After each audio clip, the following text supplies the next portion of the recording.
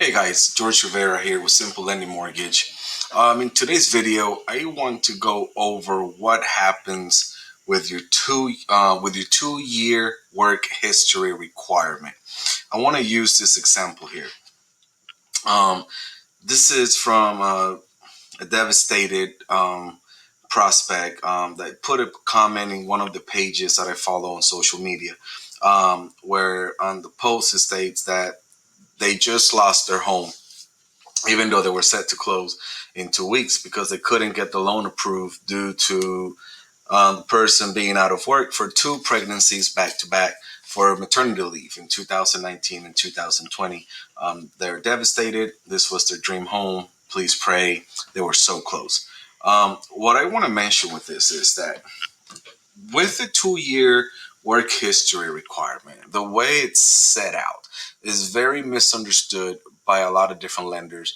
And this is because of the overlay, one of the things that we talked about in a prior video.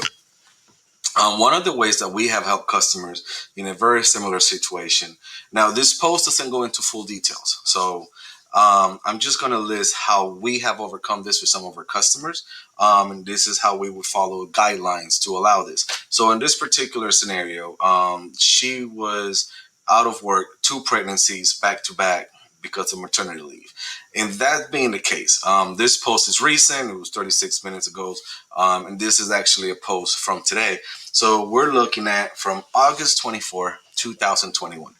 We would go back to at least January 1st, 2021. We know we have 8 months to account for the 24-month work requirement. We don't know exactly how much she did work in 2020. We don't know how many months she actually worked in 2019. All we know from her post is that she was out of work for the back-to-back maternity leaves. In a case like this, what we are allowed to do is that we can go ahead and if we can get the 8 months of 2021 towards the work history, and we can explain in a letter of explanation due to the employment gap that she was out of work 19 and 20 because of back-to-back pregnancies. What we need to do is then go and find the months prior to 2019 so that we can have the substantial, so we can put 24 months of employment history. Again, the guideline does not stipulate or state that you have to have 2 years in a row. What it means is you got to have a 2 year work history. So this goes the same for anybody that has been sick, anyone that had any surgeries. If you had an employment gap, but you have prior to the gap and after the gap, and we can verify and put together 24 months of work history, we can show this 2 years.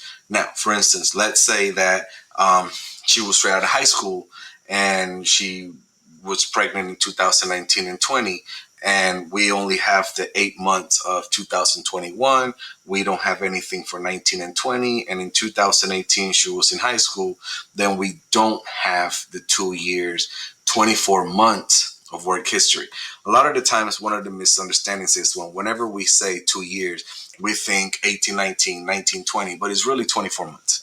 So what they're looking is 24 months, that they need to put 24 months, 2 years worth of work history. Now, if she was in college, let's say she did a 4 year college, came out of college, was pregnant, did not work for 1920, but then has those 8 months, we can actually use the college school transcripts and we can use those months.